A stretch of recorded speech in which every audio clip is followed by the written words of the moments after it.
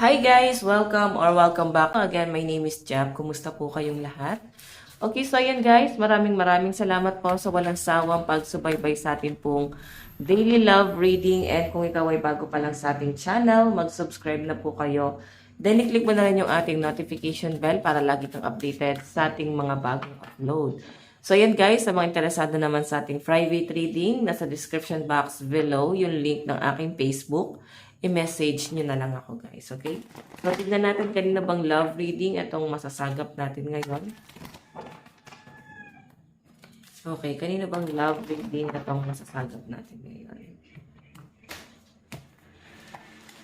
Okay, so ayan, good morning! Umaga ko kasi ginawa itong video. Okay. So, kumusta naman kayo guys? Kumusta naman ang puso nyo ngayon? Ayan, comment lang kayo guys, no? Inaano ko yan, kini-cleanse ko yung energy nyo. Yan, meron tayo ditong ito. Kunin ko.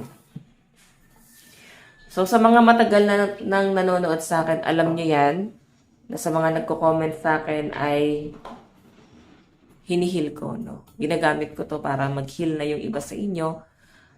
Para konting tulong ko na lang din sa inyo and yung advice na mapupulot nyo dito sa ating reading.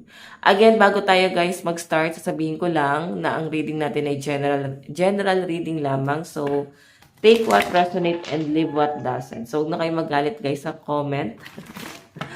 Kung hindi talaga sa inyo, I think hindi ko talaga nasagap yung energy nyo. Okay?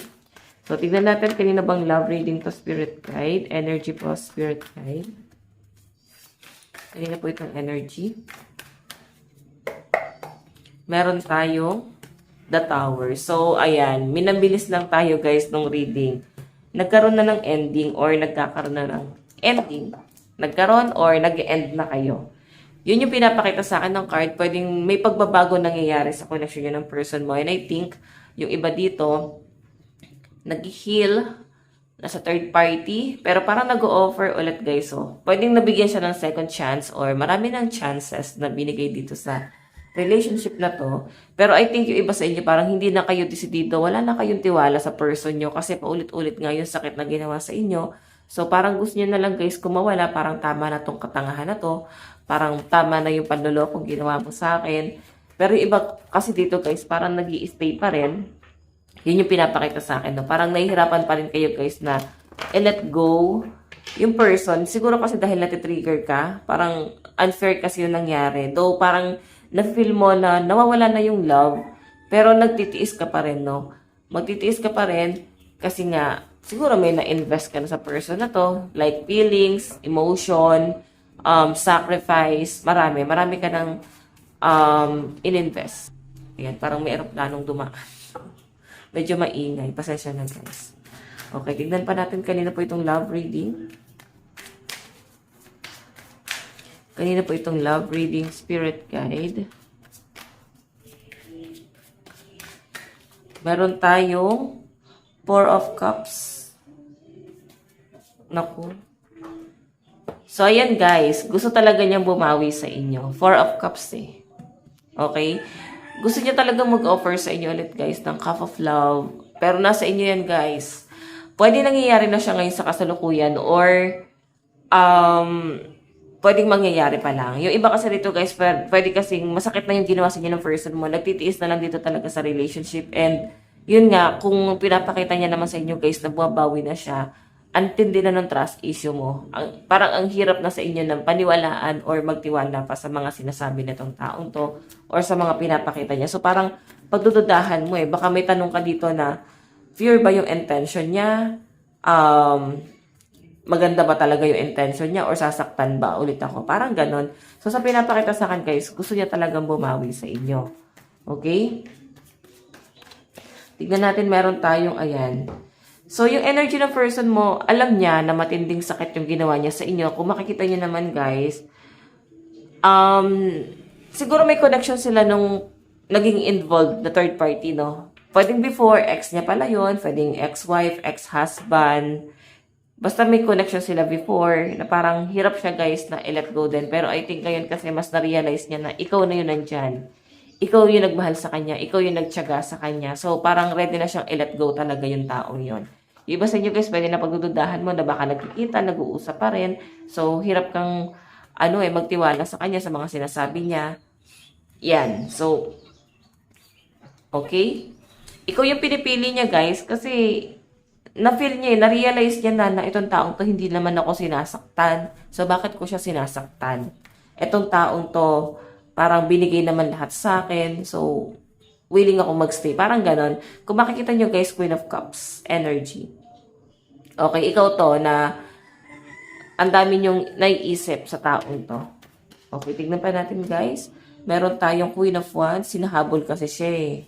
Oo. Hinahabol siya nung other person na involved dito sa relationship nyo. And sa malinaw na sinasabi sa akin guys, nandun yung love. Okay, ramdam ng person mo, no? Nandun pa rin yung love, pero wala na. Gusto na niya guys, i-let go yon. Okay, so parang ang dating, nagiging option ka rito. So, trigger warning guys, baka may nasasaktan tayo dito. Though, yun naman talaga yung nakikita ko sa reading. Nakikita nyo naman, malinaw na malinaw. And hindi tayo guys magpapaka-sugar coating dito sa reading natin. Okay? Ayan. Hinahabol siya at mahal pa rin siya nito. Hindi makamove on na itong tao, no? Itong taong to, siguro fresh pa yung nangyayari. Pwedeng kailan lang. Ayan. Tignan natin.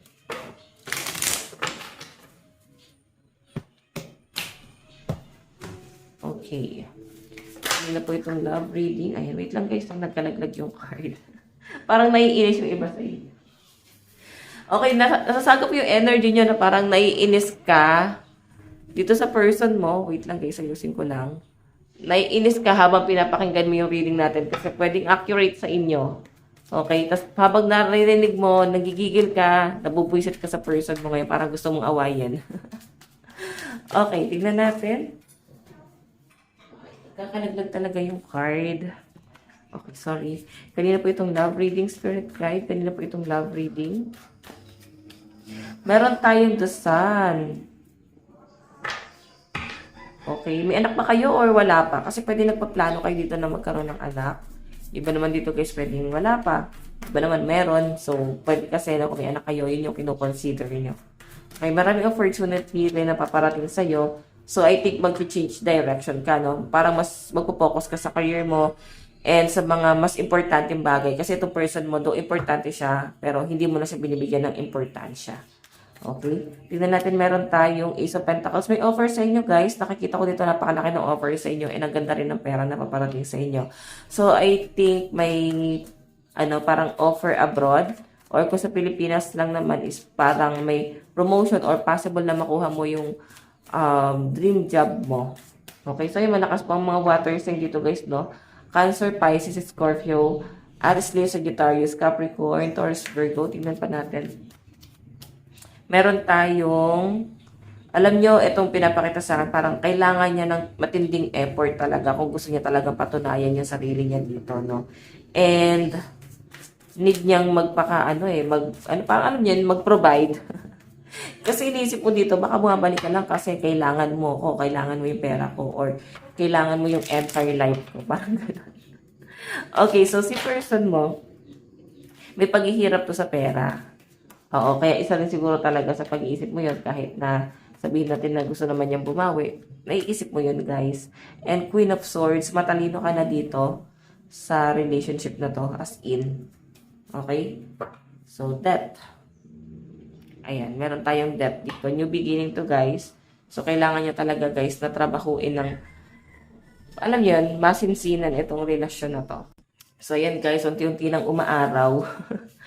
Mataas na yung araw, no? So, lumilitaw na yung haring araw. Okay.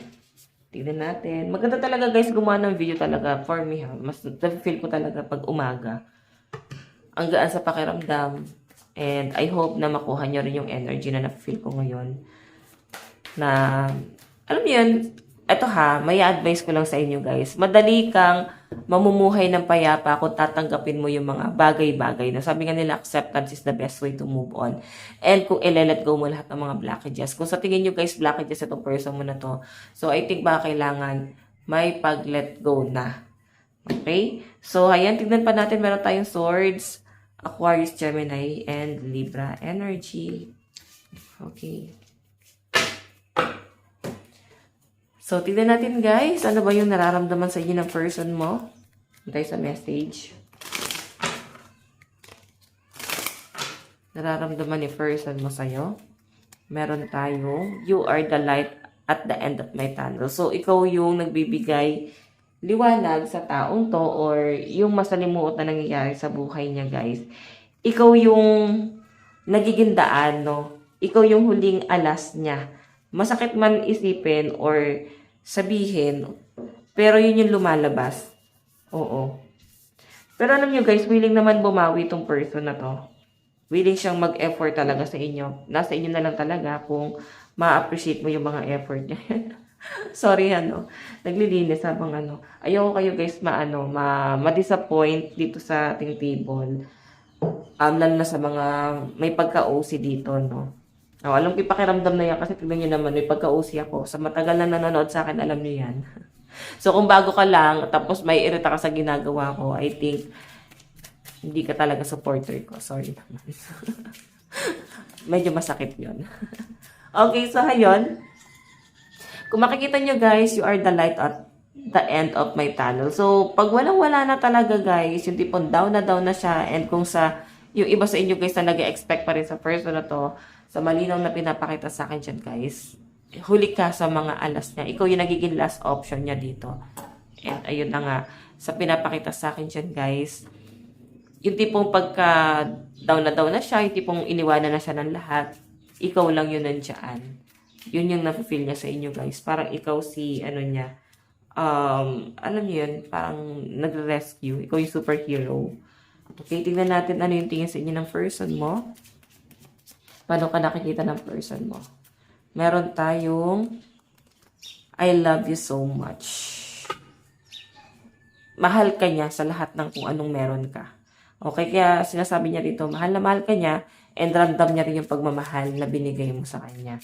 Kasi kahit na ganun yung nangyari, tinanggap mo siya, kahit na ito yung mga nangyayari sa relasyon nyo guys, kahit na ramdam niya na masama yung loob mo sa kanya, galit ka sa kanya, ramdam niya pa rin yung pagtanggap na ginawa mo sa kanya. Kaya nga mas minamahal ka pa rin niya dito.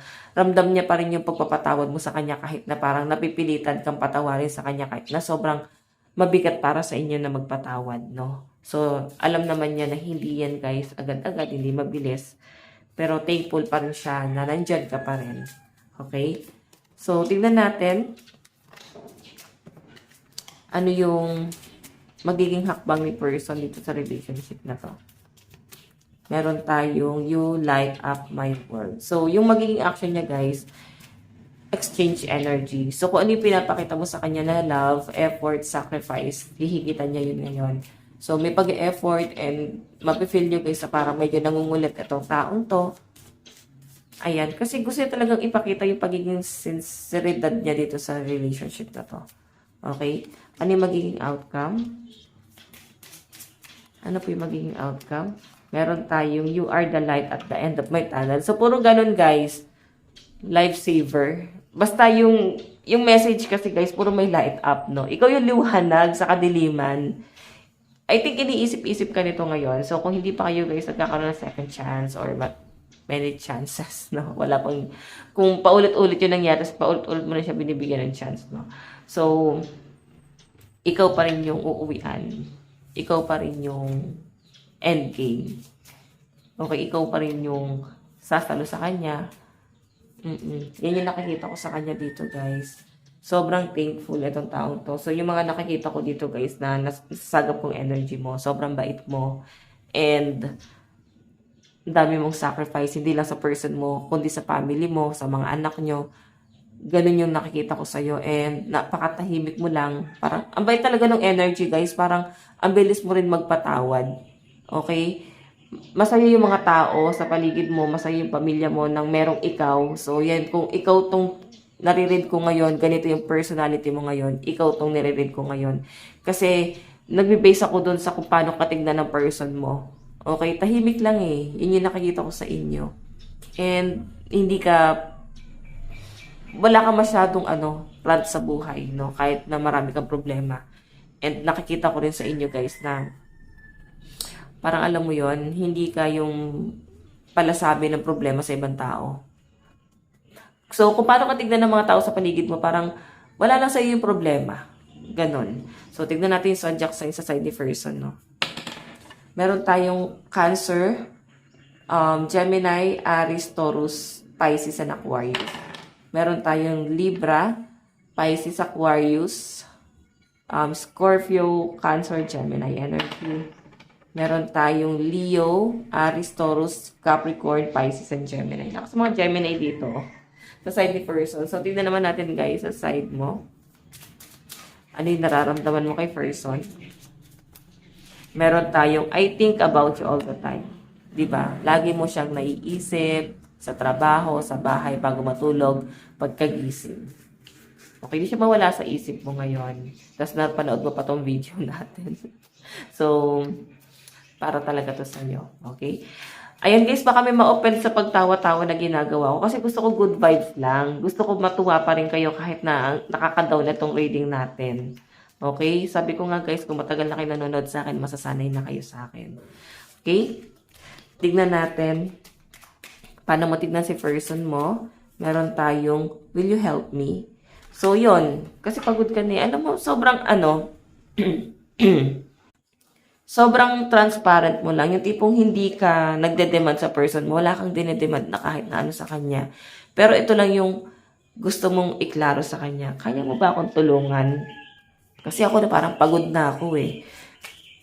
Kaya mo ba akong mahalin? Kasi ako pagod na akong mahalin ka. Parang ganon. Ang dami yung gusto sabihin sa kanya na hindi mo na parang para sabihin pa sa kanya. Una sa lahat, nandun pa rin yung respeto mo sa taong to. Pangalawa, ayaw mong iparanas sa kanya yung pinararanas niya sa'yo. Okay? So, gusto mo ng tulong. Kasi pagod ka na. Hindi lang sa relasyon na to, kundi sa family, sa trabaho.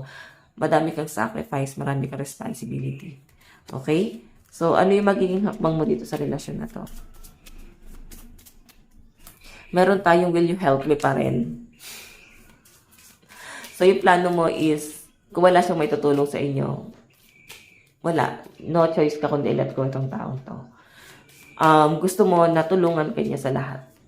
Pero yun yung bagay na parang hindi mo nakikita sa kanya or hindi mo na-feel sa kanya na may plano siya or willing siya tulungan ka. Okay? Hindi mo pa siya nakikita ng ganon. Ano yung outcome? Meron tayong I want you. Gusto mo pa rin siya kasi kahit paano hindi mo pa rin sinusukuhan itong taong to.